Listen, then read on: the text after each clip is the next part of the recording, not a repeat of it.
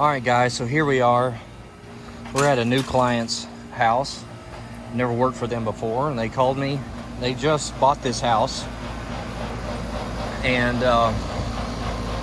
they had an inspection report that kind of piqued their curiosity about how well these systems run. And this train here that is manufactured in 2003, as you can see, it's putting out a 20-degree delta T, 20-degree difference between return air and supply air temperature. It's running fine. I don't feel the need to check the refrigerant pressure. It's doing well. But what we are going to do is we're going to do a deep clean on this unit and that unit. But here's the thing with this carrier here.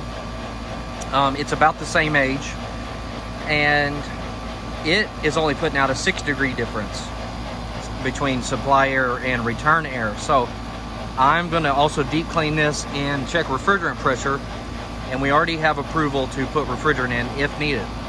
And so that's what we're going to get started with today. We're just going to shut these down, deep clean them, and then we'll go from there and check our parts, pieces, refrigerant, and then we'll recheck our air temps, and yeah, we'll go from there. So come along the ride.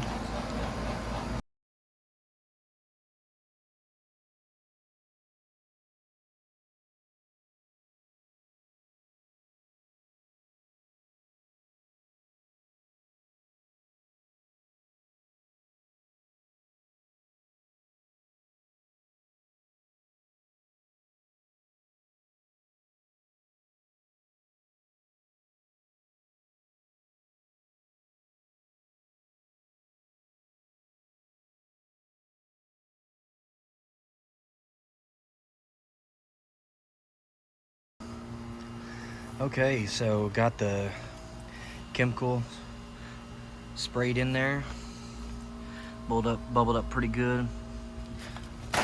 It's not super dirty, but it is bringing out all the dirt that is in there, and that's what we want. All the dirt and debris to get ejected by the water, and that's what the foam does. It breaks down the dirt and debris, brings it to the surface, and that's when the water washes it away. Good stuff.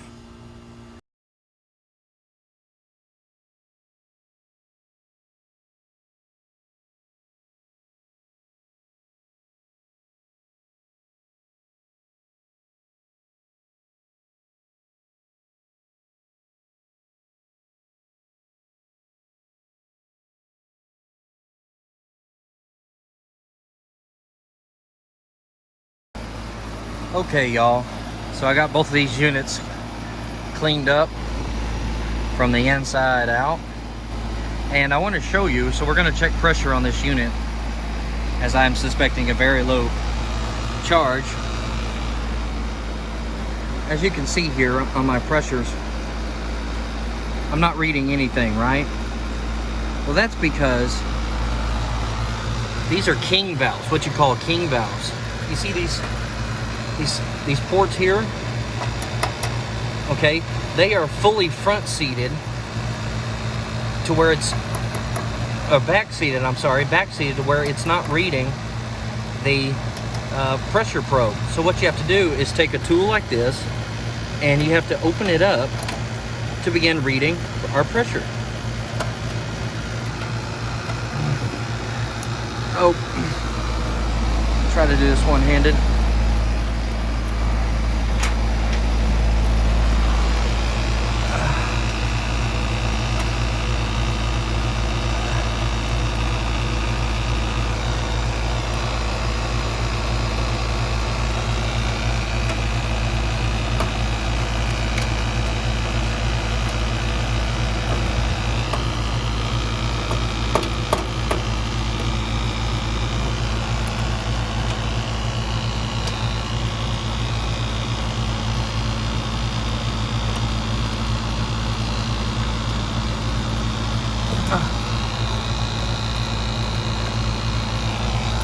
Now we'll be able to read our pressures.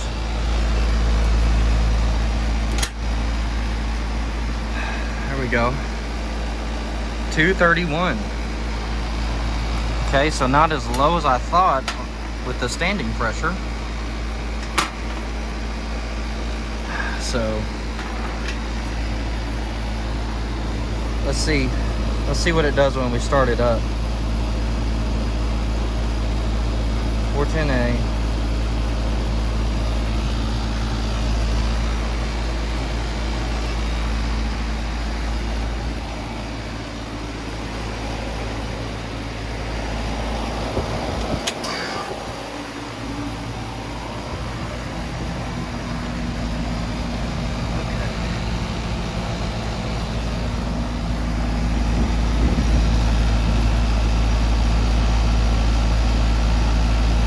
So let's give it a minute and then we'll check it. Okay, so here we are about 10 minutes later. This is what our pressures look like. Temperatures. So we have a 80-degree suction line temperature, very high. We have a 48-degree superheat. Now we do have a TXV inside, so we're going to send this up to 8 degrees and check it from there.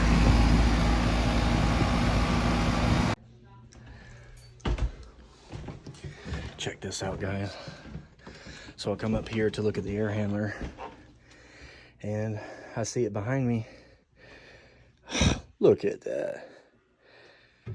Would you just look at that, guys?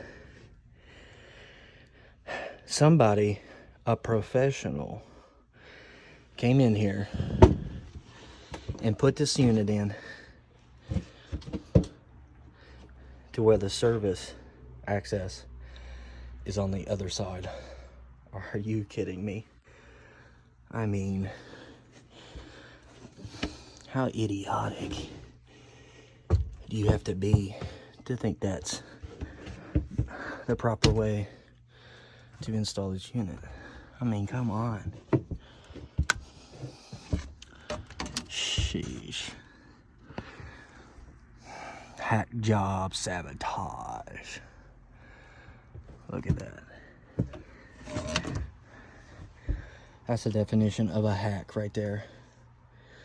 Why not just roll it over, flip the coil, and bring your line set and drain line over? Like, what is so hard about that? But when you're a handyman or a young guy or old guy in the trade that's lazy, put a cheap bid in, that's all you can do. Disappointing. Okay, guys, let's take a trip. And this trip is called Let's Find All the Drain Lines, if we can. Because who knows where they're at. Are they over here? Nope, I don't see them. No drain line there. No drain line there.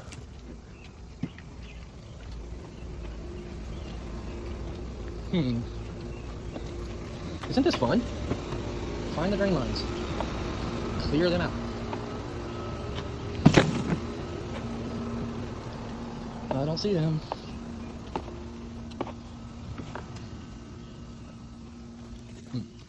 Let me get back with you. Looky here. Look what I found. Wow. They're just trying to hide it from us. Guys, it's always a good practice to clear the drain line every service call.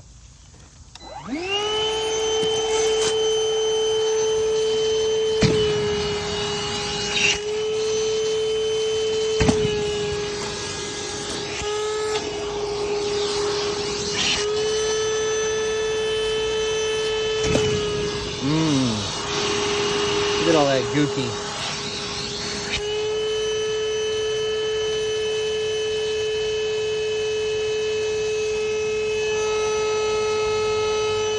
Very nice, very nice.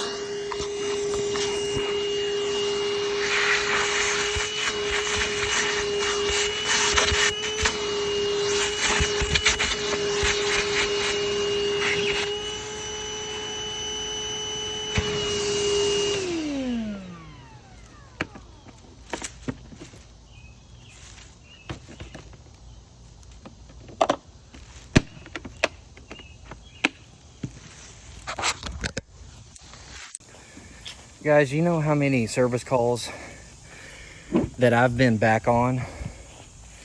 Not because I messed the unit up or didn't fix it. It's because I did fix it, but I didn't take the time, or I forgot to clear the drain line. And the times that it did have a switch, the condensate would start making and the switch would trip.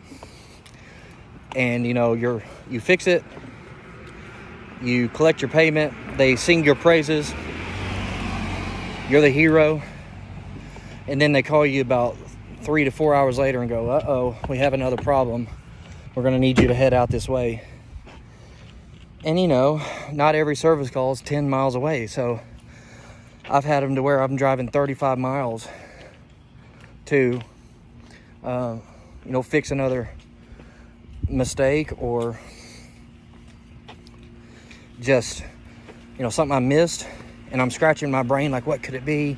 Uh-oh, I don't know, did I cause a leak inside a refrigerant? And I get there and it's just the condensate pipe has stopped up. Something as simple as a 3-minute cleaning causes you to lose 2-3 hours of production. Something to think about. Hey y'all, look at this. If I'm not mistaken, this is gonna be a 7 brew. Right here in the parking lot. I passed by a couple days ago and the parking lot was tore up with just dirt. And within 2 days, they're setting up shop with the 7 brew. And look at that.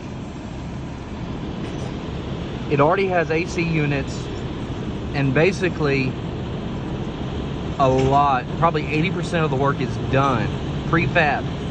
All they have to do is order a semi and a crane, and they just snap it together. Isn't that incredible? Technology, man. That is insane.